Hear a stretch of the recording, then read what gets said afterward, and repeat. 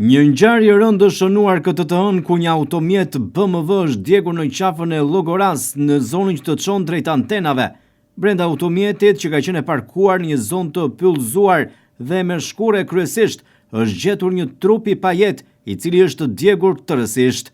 Në vend ngjarje kanë pritur fillimisht shërbimet e zjarfikses që bën të mundur shuarjen e flakëve, ndërsa automjeti është shkrumbuar plotësisht. Ngjarja ndodhi rreth orës 14:35 minuta, ndërsa viktima është gjetur në sedilin e drejtuesit të mjetit.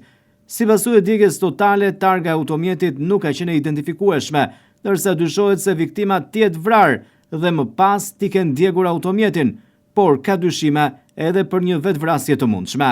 Në vend ngjarje ka mbritur edhe policia, e cila ka kryer veprimet hetimore për zbardhjen e rrethanave të kësaj ngjarje të rëndë. Njoftimin zyrtar shpërndar mediave, policia e Vlorës thotë se rreth orës 14:35 minuta, pas njoftimit të marrë në sallën operative të drejtorisë të policisë së Vlorës, shërbimet e policisë janë nisur drejt vendit të quajtur qafa e Llogoras, ku kanë konstatuar një automjet duke u djegur. Brenda automjetit dyshohet se si pasojë e zjarrit ka humbur jetën dhe është djegur një shtetas ende i pa identifikuar në sedilin e drejtuesit të mjetit, thot policia, ndërsa grupi hetimor ka avijuar punën për identifikimin e viktimës dhe për zbardhjen e plotë të rrethanave të kësaj ngjarje të rëndë.